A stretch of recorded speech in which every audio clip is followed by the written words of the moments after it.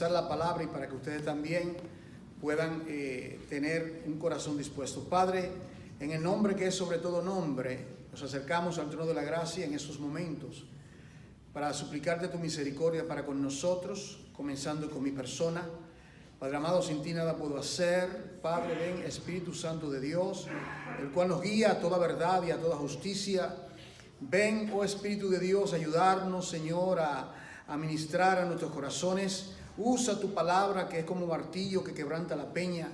Usa tu palabra que es como miel que destila del panal. Usa tu palabra que es como una lámpara a nuestros pies, Padre, que ilumina nuestro camino, Señor. Ilumínanos, Señor. Danos tu, Señor, tu refrigerio en esta tarde. Permítenos, Señor, espigar, Padre amado, zambullirnos en la riqueza, Padre, de tu palabra, oh Dios. Cada persona que esté aquí presente, Padre, podamos ser no solamente oidores, sino, Padre amado, hacedores de la palabra. Ven, Espíritu Santo, a ayudarnos, Señor, te lo suplico en el nombre poderoso de Jesús. Amén. Hemos estado, pues, durante estas últimas semanas, yo he estado hablando sobre la iglesia, que es la iglesia, ¿verdad? Es importante tener un entendimiento bíblico de lo que es la iglesia. Una cosa es lo que los hombres piensan o dicen de la iglesia, y otra cosa es lo que Dios dice en su palabra, que es la iglesia. Son dos cosas muy diferentes.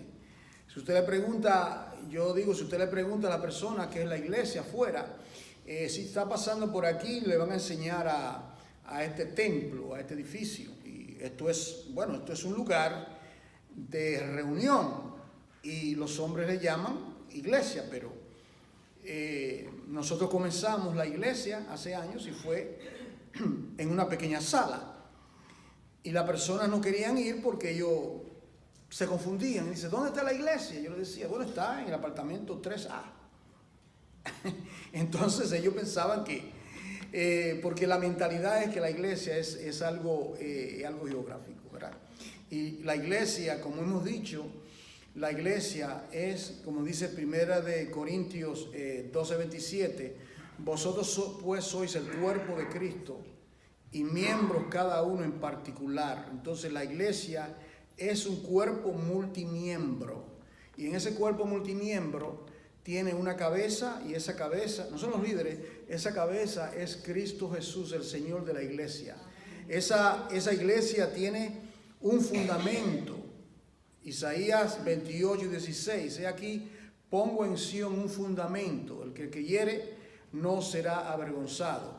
Esa iglesia fue escogida por el Padre desde antes del comienzo del mundo, desde antes de la fundación del mundo. El Padre ha determinado de la humanidad escoger un pueblo para sí. Ese es el plan de Dios. No todos. Dios ha deseado escoger un pueblo para sí, de toda nación, de toda tribu y de toda lengua. Y todo comenzó poniendo a un hombre, el primer hombre en el huerto, Adán. Y Adán, dicho sea de paso, que si el hombre no hubiese pecado, Dios hubiese tenido como quiera un pueblo para sí. Dios hubiese tenido su pueblo. O sea que el pecado no termina, no eclipsa el plan de Dios. Dios ese plan lo hubiese llevado a cabo.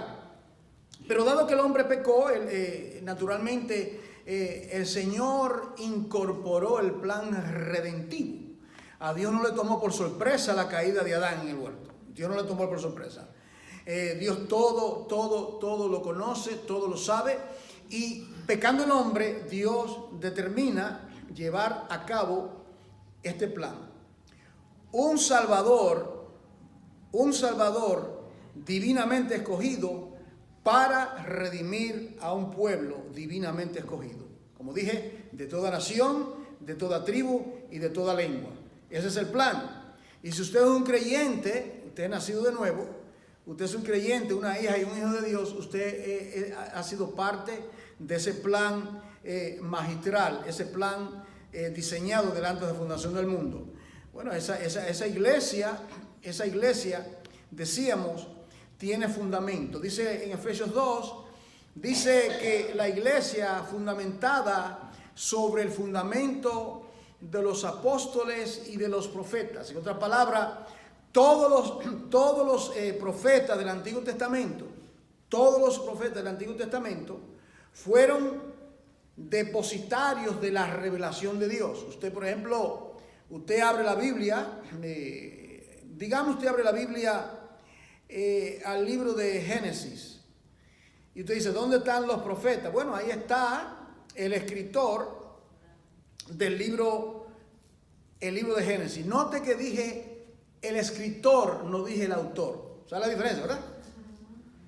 Moisés fue el escritor, como el secretario que recibió las notas, lo que Dios le dio. Es decir, que todo lo que dijo Moisés, y Moisés es llamado en el libro de Deuteronomio 18, habla de que Moisés es un profeta. Pero antes de Moisés, también encontramos que en el libro de Génesis, en el capítulo 18, si mal no recuerdo, Abraham es llamado un profeta. Yo cuando miré eso, ¿verdad? Dios le dice, el rey había tomado a Sara, ¿recuerda? El rey Abimelech había tomado a Sara y lo quería añadir a su grupo, a su harén, y Dios le revela por sueño y dice, tú eres un hombre muerto porque este es un hombre casado. Esa esposa de otro hombre. Y luego le dice, bueno, el rey le dice, no, yo no lo sabía, es verdad, yo te detuve de tú tomarla por mujer, tocarla. Pero mira, le dice, él es profeta y él va a orar por ti. ¿Dónde están las profecías de Abraham? Necesitamos entender las cosas, porque la gente cree que profetiza uno aquel que está proclamando el futuro, un juicio, el mundo se acaba.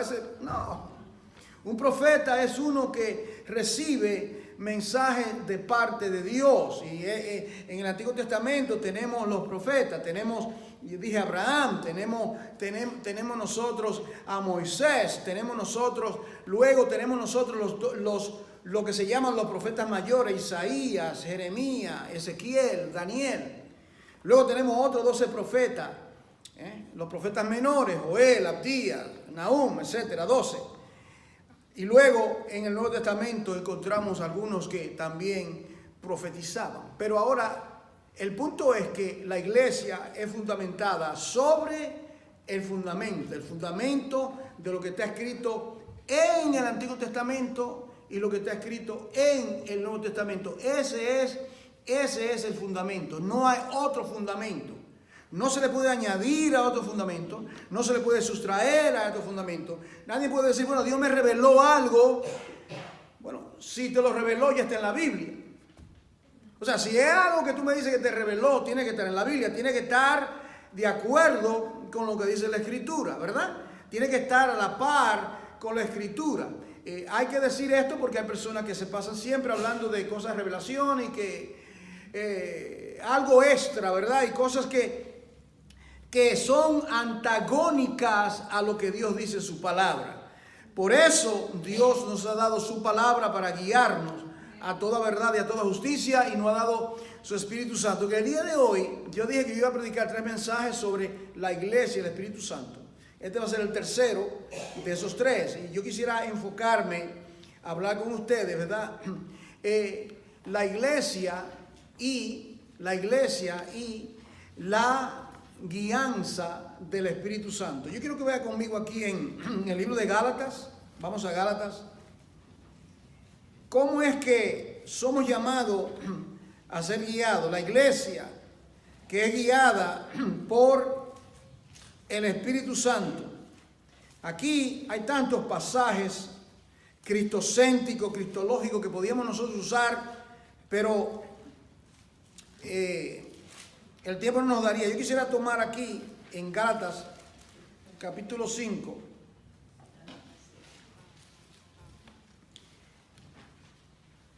Usted ha oído mucho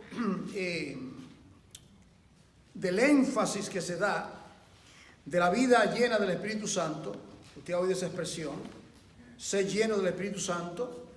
No os embriaguéis en vino, dice Pablo en Efesios, en el cual hay de disolución o desengaño, mas sé lleno del Espíritu Santo. Por otra parte, aquí en Gálatas capítulo 5, había un problema en la iglesia de Galacia, y era que los hermanos de Galacia habían comenzado su vida espiritual de una manera cristocéntrica, cristológica.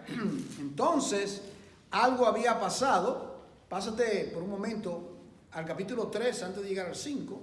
Algo había pasado con estos hermanos en Galacia, y el problema era que ellos habían comenzado bien su caminar, su peregrinaje, pero algo le había estorbado, ¿verdad? ¿Qué era lo que le había estorbado? Y el apóstol Pablo estaba muy indignado con los hermanos de Galacia. Mire cómo él le llama en el capítulo 3, signo de exclamación: ¡oh Gálatas insensatos! Usted sabe que hay una versión, alguien se puede ofender, pero no es malo. Dice, ¡oh Gálatas estúpidos! Así dice la versión. Eso es lo que es la palabra. La palabra estúpido significa tupido, que no fluye, ¿entiende? Tupido. Eso es lo que significa. Oh Gálatas, insensato. Y le dice, ¿quién os fascinó? ¿Quién os ha engañado para no obedecer a la verdad? ¿Cuál es la verdad? Que es por la gracia, que es por Cristo, que es por su sacrificio, que no es por la ley, que no es por obra para que nadie se gloríe, que es don de Dios. ¿Y qué habían hecho los hermanos de Galacia? Le habían, de alguna manera, llegaron unos judaizantes, llegaron otros y comenzaron a entorpecer el entendimiento de la iglesia de Galacia. Entonces Pablo los reprende, le dice, ¿quién os fascinó? Vosotros, antes cuyos ojos Jesucristo fue ya presentado claramente. Primeramente, Cristo le ha sido presentado a Jesucristo claramente. Y dice, como crucificado, en esta palabra, como penalidad por nuestros pecados, sin añadir obras a la fe.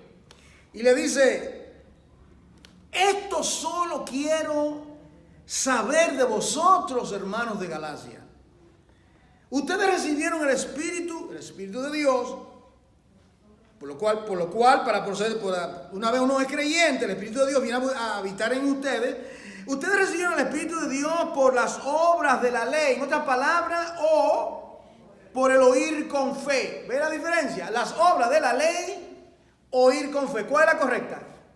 Oír con fe. Esa es la correcta, no las obras de la ley. Eso creíamos nosotros anteriormente. Antes de ser creyentes creíamos que estábamos bien. Creíamos que nuestra religión o lo que sea, eso no podía salvar. No.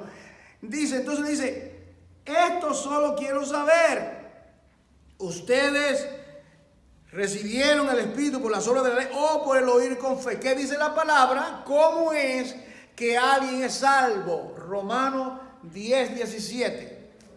La fe viene y por el oír. ¿Y quién es que envía esa fe? Y esto no es de nosotros, dice Pablo, para que nadie se gloríe.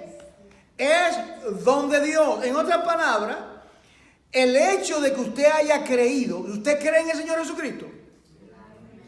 ¿Y por qué es que usted cree en el Señor Jesucristo? Porque le vino la fe, si le vino fue que alguien se la envió, no era que usted la generó, no.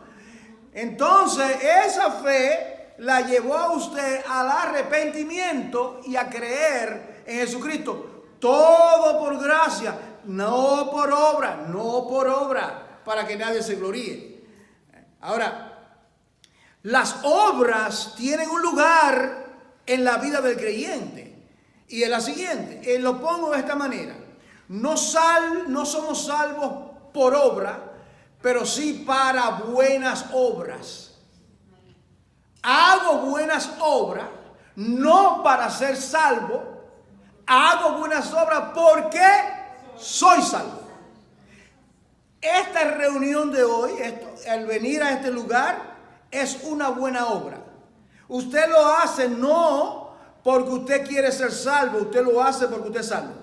Usted ora y es una buena obra orar. Usted lee la Biblia, usted se congrega, busca congregarse y esto usted lo hace como una buena obra porque es salvo. Los que no son salvos, le importa congregarse, se congrega o no se congrega. Cuando una persona está así, que se congrega o no se congrega y le da lo mismo a esa persona, yo no puedo decir un signo de interrogación, porque uno es llamado a congregarse, a anhelar el calor espiritual. Hay que poner un signo de interrogación. Ahora, dice aquí, él le dice en el versículo 5, aquel que os suministra el Espíritu y hace maravilla entre vosotros, ¿lo hace por las obras de la ley o por el oír con fe? ¿Cuál es la respuesta? ¿Se da cuenta lo mismo? Por el oír. La importancia de oír. Toda persona que ha sido salvo a través de toda la historia. ¿Y cómo fueron salvos los santos del Antiguo Testamento? De la misma manera. El ejemplo clásico es Abraham, el padre de la fe. ¿Cómo fue que Abraham fue salvo? ¿Era Abraham salvo todo el tiempo? No. Él estaba, ¿dónde estaba él? Allá en Ur de los Caldeos, una nación pagana, y Dios le habló y le dijo, Dios le habla y le dice, sal de tu tierra y de tu parentela a la tierra que yo te mostraré. Entonces, Abraham oyó. ¿Cómo? Es más, vamos aún más adelante, más. En los primeros capítulos de la Biblia, Abel, capítulo 4 de Génesis. Abel y Caín oyeron. Ellos oyeron porque dice que el que se acerca a Dios tiene que creer que le hay. Entonces estos dos muchachos vienen delante de Dios. Ellos oyeron, de alguna forma oyeron, por medio de Adán, por medio de Eva, de que a Dios se le presenta. Y vino uno y ofreció como quiso hacerlo. Y vino Abel. ¿Y qué dice la palabra en Hebreos 12? Al primero que se menciona en Hebreos 11 no es Abraham. Y yo me preguntaba, ¿pero por qué Abraham? Abraham es el padre de la fe. Abraham es la figura central. ¿Y por qué Abel? Bueno, porque en el capítulo 3 el hombre peca. En el capítulo 3 de Génesis, Adán y Eva pecaron. ¿Y de qué manera el hombre regresa a Dios? ¿Cómo el hombre regresa a Dios? Por medio de un sacrificio. Y ahí viene la víctima, el animal. ¿Entiende, hermano? Tenía que ser así, tenía que venir el sacrificio para que luego el hombre pudiese tener esperanza de salvación y vida. Entonces, ellos oyeron, todos oyeron. Usted lee el capítulo 11, yo conté ahí, creo que fueron, una vez lo conté, 38 nombres menciona ahí. Y que ahí por la fe, Abel ofreció mejor sacrificio, y que el otro, y Abraham, y Moisés, y el otro, y Sansón, y los jueces, y el otro, y los profetas, y todos ellos lo mismo, oyeron la palabra de Dios por fe, no por obras. Ellos luego de ser creyentes, ellos obraron. Ellos hicieron grandes cosas para Dios, pero fue el resultado de ser salvo primero. Ahora, aquí le habla la diferencia de querer vivir bajo las obras de la ley y querer agradar a Dios. Dice, eso no sirve. Y le dice, no, tiene que es por el Espíritu. Y ahora, cuando llega al capítulo, en el capítulo 4, él hace la ilustración entre Sara y Agar.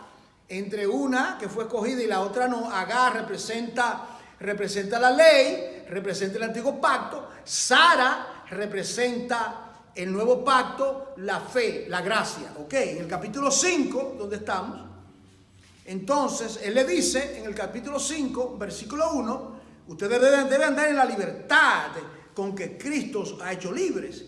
Y no estéis otra vez sujeta al yugo, mire esto, al yugo de la esclavitud. ¿Cuál es el yugo de la esclavitud? Querer agradar a Dios por obra.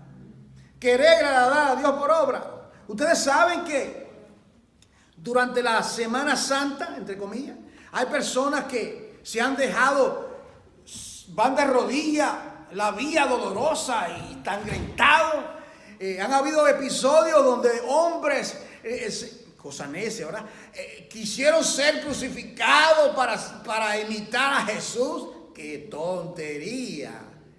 Querer agradar a Jesús crucificándose, ¿qué mérito tiene eso? Absolutamente nada. Es decir, que el hombre que quiere hacer obras para ser salvo jamás podrá ser salvo. Y nosotros todos aquí, hacíamos diferentes obras muertas que no agradan a Dios. Ahora, en el capítulo 5 le dice, ustedes deben andar en la libertad y no deben andar en el yugo de esclavitud.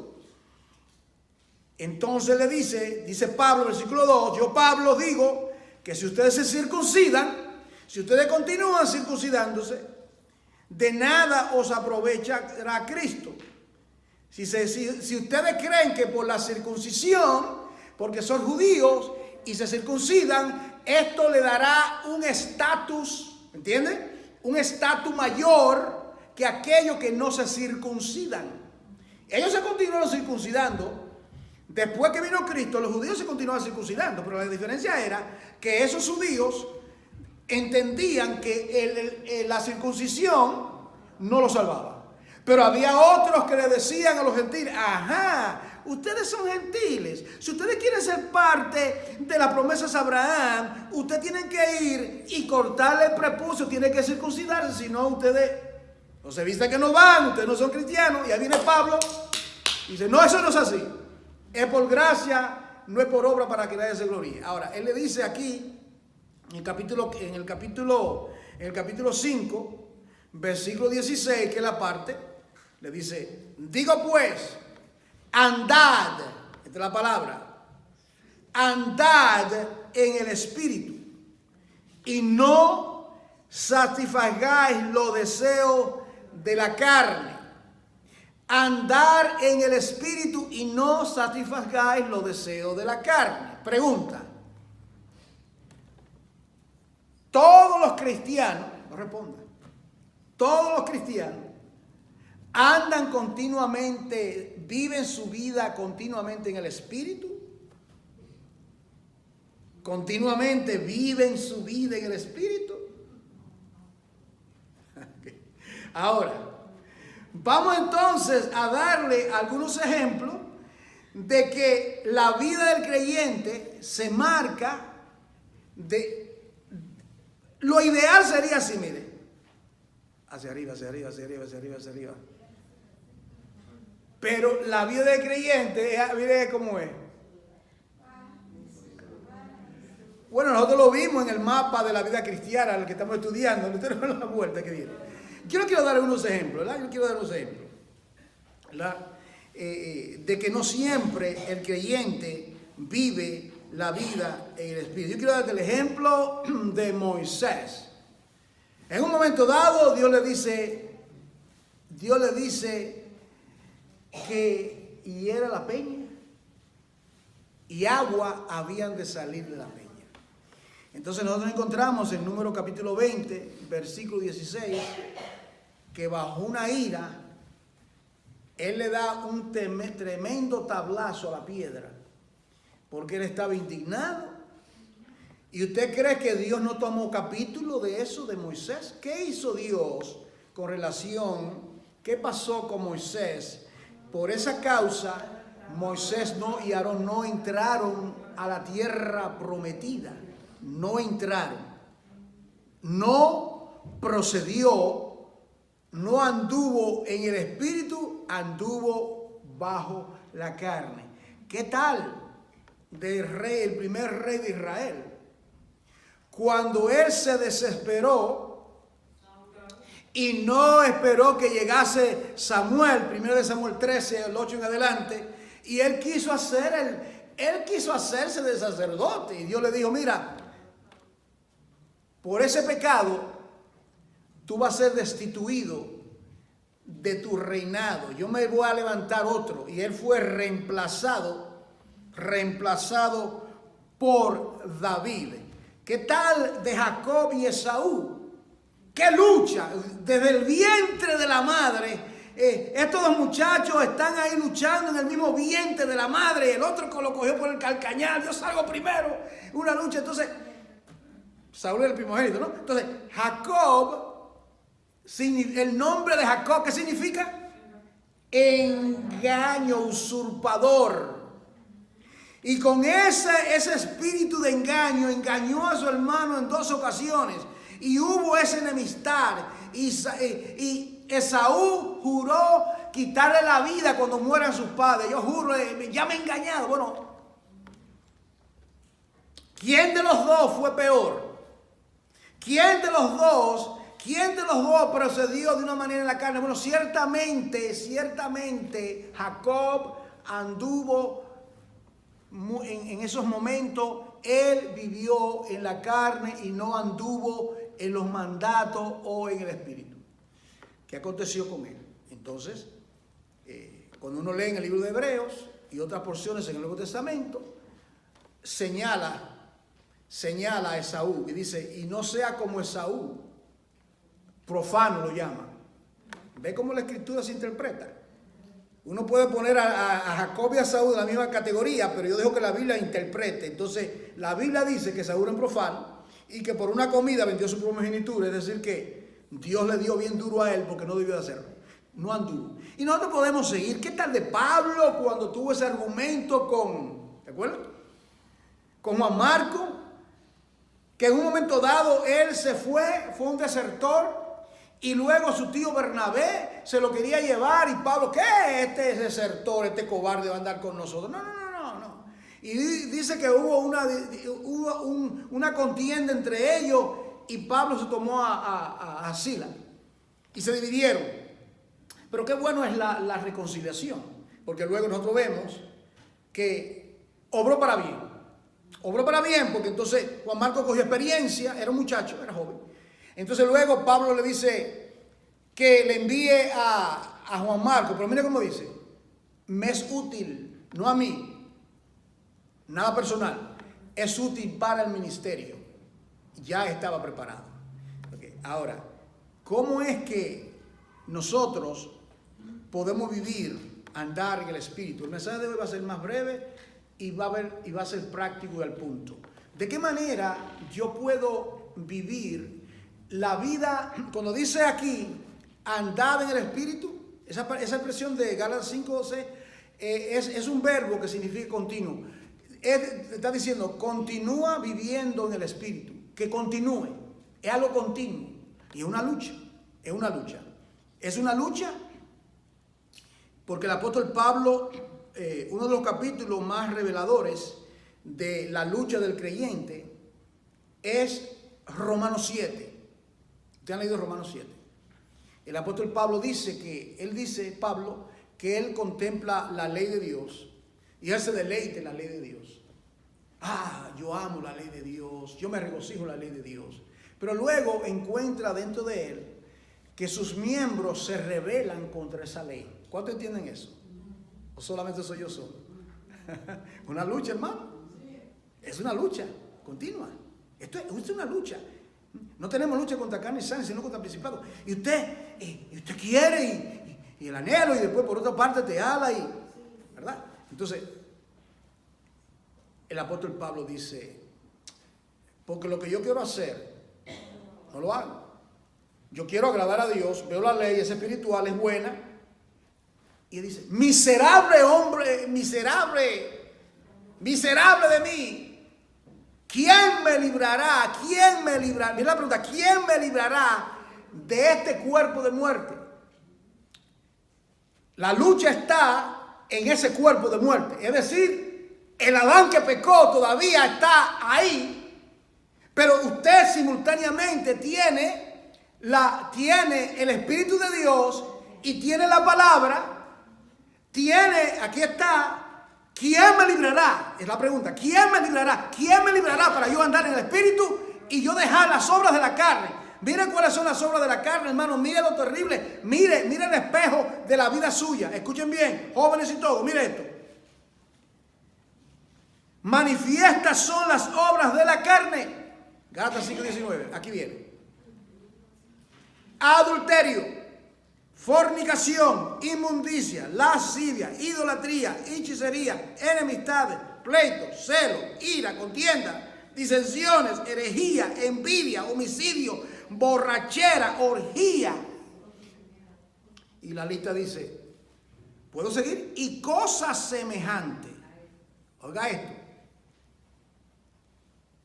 Acerca de las cuales os amonesto, como ya los he dicho antes, que los que practican tales cosas no heredarán el reino de Dios. Aquí está el cuadro nuestro, cómo éramos nosotros. Ahí está cada persona sin Cristo. Esa era la fotografía de su vida, de todo pecador. Entonces, ¿cómo es que se anda en el Espíritu? Se anda en el Espíritu con medio del fruto de, aquí está la clave, y lo práctico es la palabra de Dios. Pero ¿cómo lo hago? ¿De qué manera?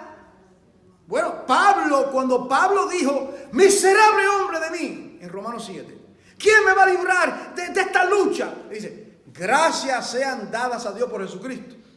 Como que dice, qué alivio, gracias sean dadas a Dios por Jesucristo. ¿Por qué? Porque Cristo murió por mí en el Calvario, Cristo es mi Redentor, Cristo es mi Salvador, Cristo es mi guía, Cristo me ha dado su Espíritu y Cristo me ha dado su palabra. Es decir, que yo no tengo que vivir mi vida constantemente en la carne, puedo vivir mi vida más en el Espíritu que en la carne.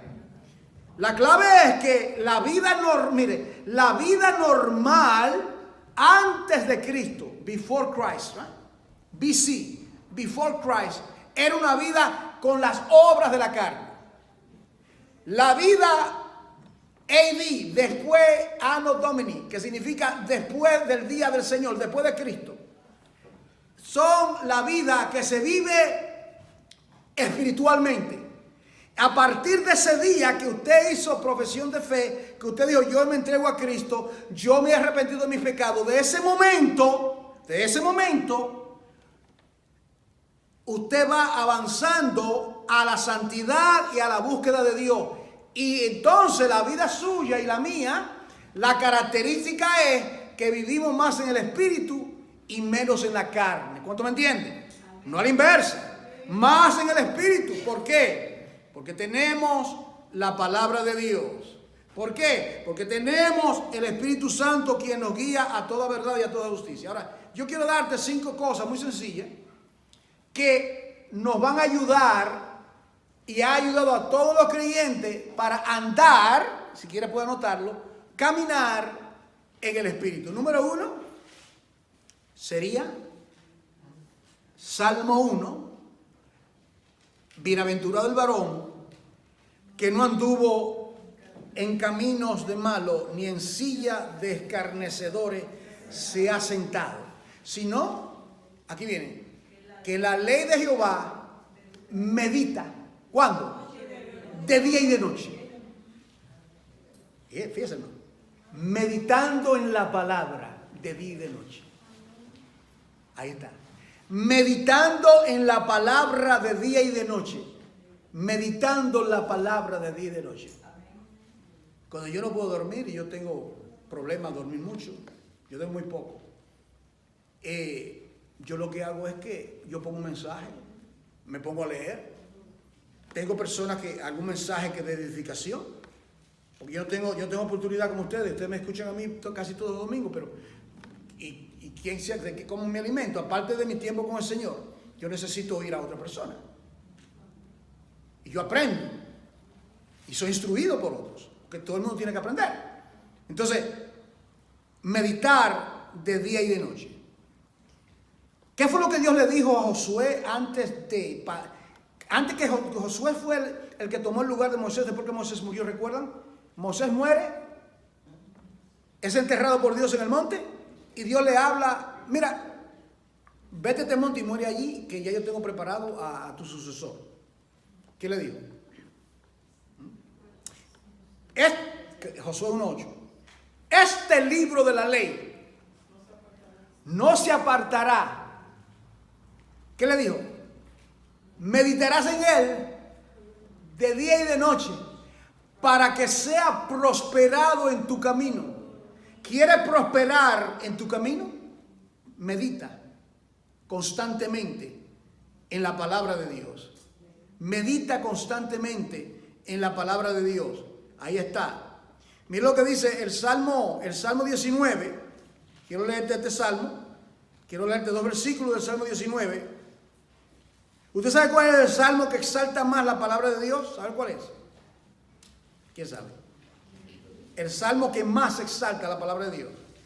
El 119. Pero yo voy ahora al 19. Al 19.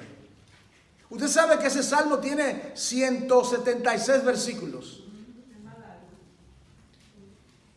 Y cada parte, estrofa, comienza con una letra del alfabeto hebreo. ¿Usted sabía eso? Aleph. ¿Usted lo ve? Aleph. A. El alfabeto hebreo tiene 22 letras. 22 por 8, 176. Un acróstico. Y solamente 2 versículos. Escuche bien, hermano. 2 versículos no hablan de la palabra de Dios. Y si usted quiere saber lo que es la palabra de Dios, coja un retiro de 2 meses y sumérjase de ahí. Sumérjase completamente en el Salmo 119. Es una cosa extraordinaria. Pero yo quiero leerle esto aquí. Mira lo que dice aquí el Salmo 19. El Salmo 19 habla de 2 cosas. Dios tiene dos libros. Dios se revela por 2 libros. La naturaleza y su palabra. La naturaleza y su palabra. David se para en un monte y él dice: los cielos cuentan la gloria de Dios y el firmamento anuncia las obras de sus manos. ¿Han leído eso, verdad? Los cielos cuentan la gloria de Dios. Eso es la naturaleza. Okay. Pero los primeros 6 versículos habla del libro de Dios en la naturaleza, pero el versículo 7 en adelante nos habla de la palabra. Mira lo que dice el versículo 7. La ley de Jehová es perfecta. ¿Qué hace? Que convierte el alma.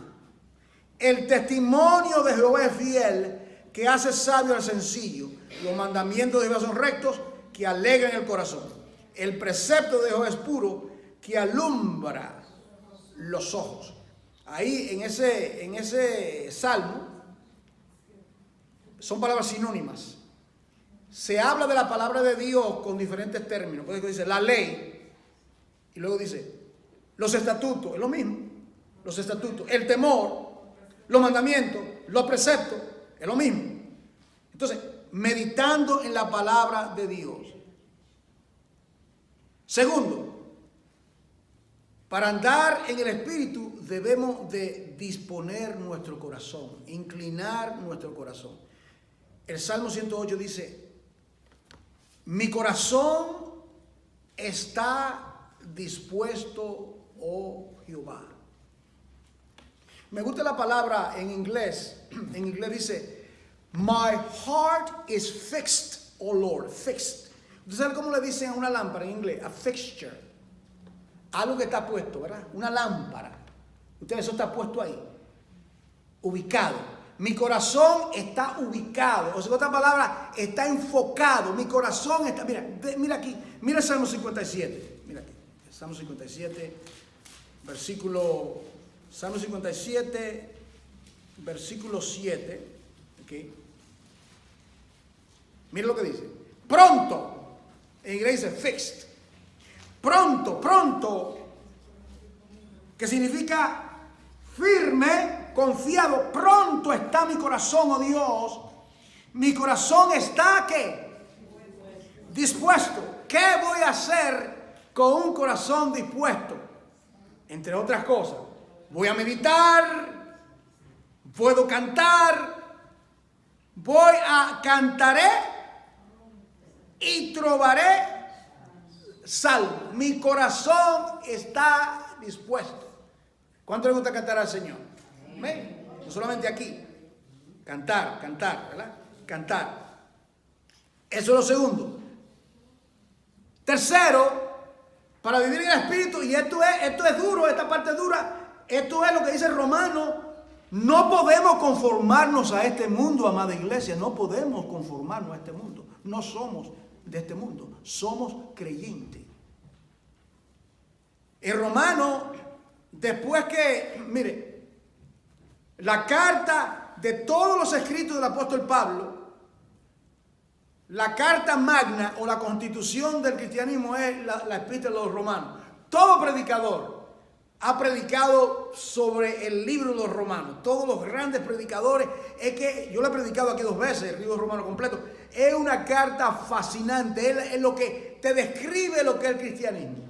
Entonces usted lee el capítulo 1 al 11 y luego le dice al final: por las misericordias de Dios os ruego, hermanos, ¿qué cosa? No os conforméis a este siglo, a este mundo. No, déjame por otra manera. No deje que el mundo te dé su forma. Eso es lo que significa. Usted sabe que usted puede hacer hielo no solamente con la hilera, ¿verdad? Usted coge un vaso y ¿qué pasa con el agua? Coge la forma, pone un jarro. Cuando yo quiero mucho hielo y emergencia y quiero ir a un parque y no quiero ir a comprar hielo, cojo una olla grandita que ahí tiene ella y la meto ahí 2 días y se le dio la forma. El agua, ¿qué le dio la forma al agua? El recipiente. Cuando el mundo te va a dar, si no nos cuidamos, no quiere dar su forma. El criterio. Uno ahora medita y dice, no, yo soy creyente. Yo compartí los otros días con los hermanos que se van a bautizar. Yo soy creyente, yo no puedo ahora, tengo que discernir de qué manera. Y el Señor gradualmente le va. No os conforméis a este siglo, sino que dice transformado. Transformado. Esa palabra metamorfosis. La mejor ilustración. Buena ilustración. Ajá. Yo era muy curioso, me gusta el campo y mi paseo favorito allá era un campo que está por el kilómetro 7 para Santiago, porque son de Santo Domingo, donde estaba Milito, ustedes se recuerdan eso, la lechonera ahí, ese campo, ese sitio de un tío de nosotros.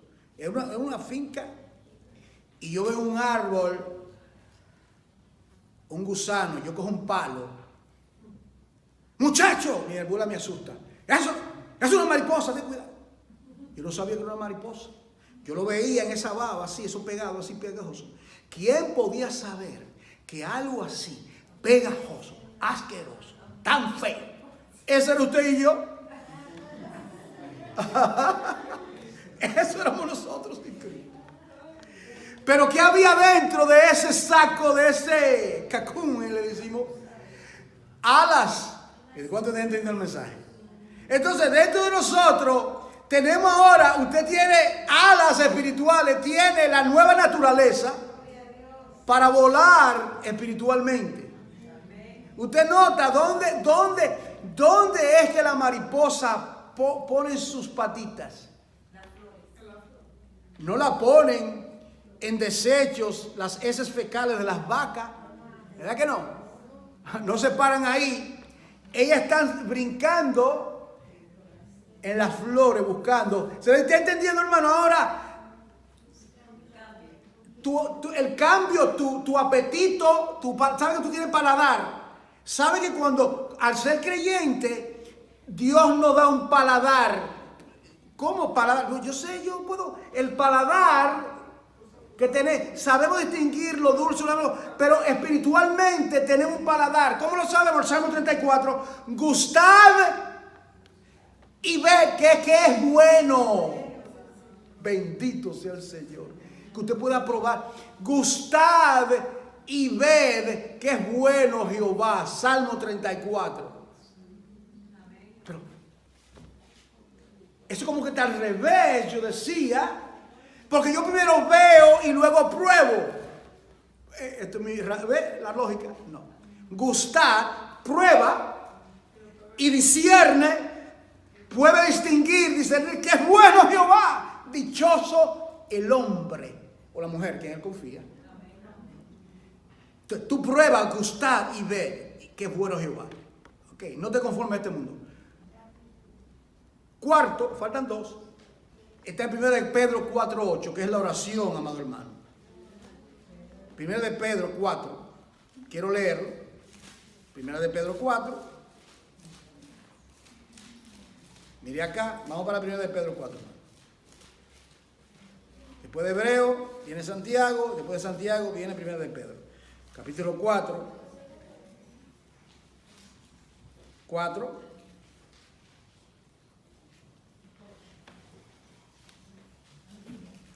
Versículo 7.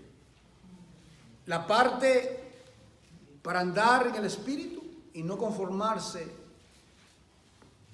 a las obras de la carne.